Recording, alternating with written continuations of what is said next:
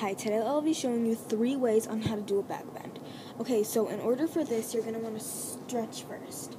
So you can stretch your legs like this. Stretch your wrists. You can do this to stretch your wrists. You can do a straddle. Well, I already stretched, so... And you especially want to stretch your back. So, to stretch your back, you can go on your belly, and you can grab both of your feet, and then push yourself up.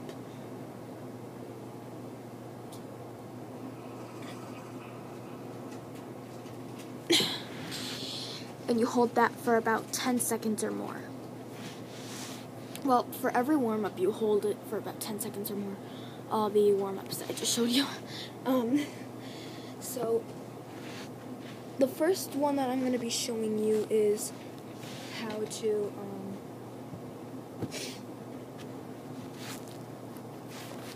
push yourself up into a bridge.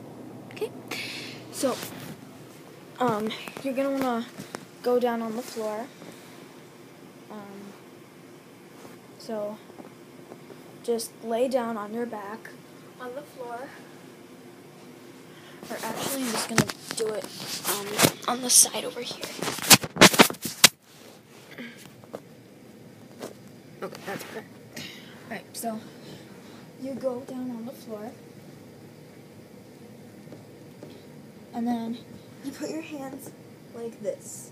Not like this, because if you do it like this and you push yourself up, then you might fall. So, put your hands like this, right by your ears, and then try to push yourself up.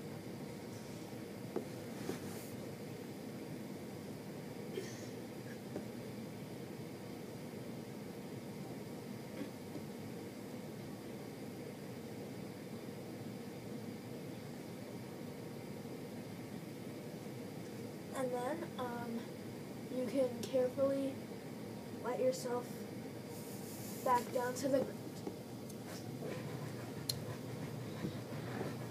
Alright. Now, I'm going to show you, now this is the second way you can do a back bend. It is walking up and down the walls. And, so in order to do that, you have to have at least an open space like this on your wall. And it has to be a clean, flat wall. And there has to be nothing around the floor. So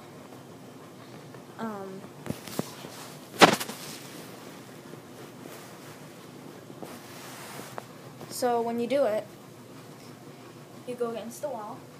You can, well, you don't have to be like all the way against the wall to do it. You can just be like a foot away from it or something, or yeah. So you go into a bridge against the wall. Put your hands like this, and then look at your hands when you're doing it, and then give yourself some space, and then look at your hands, and then walk yourself down as slow as you want at your own comfort.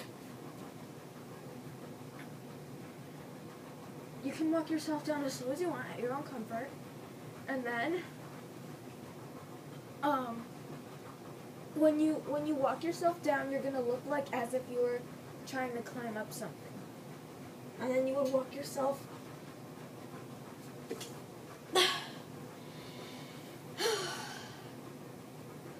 All right. So that is how you walk yourself up and down the walls into a back bend. And then now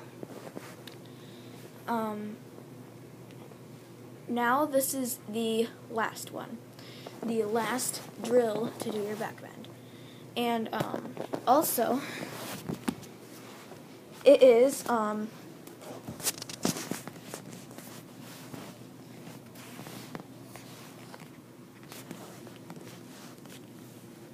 it is when you go back like this.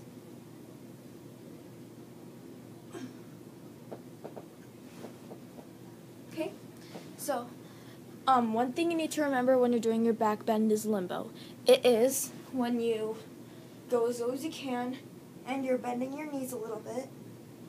So in order to do what I just showed you, like the back bend thing, like where you go back like that, you go as low as you can and bend your knees, and then when you've gotten as low as you can and you're ready to do your back bend, you put your hands by your ears, go down,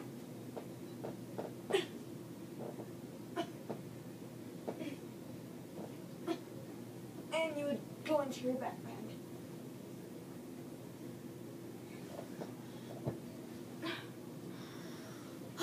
Okay, so when you do your back bend,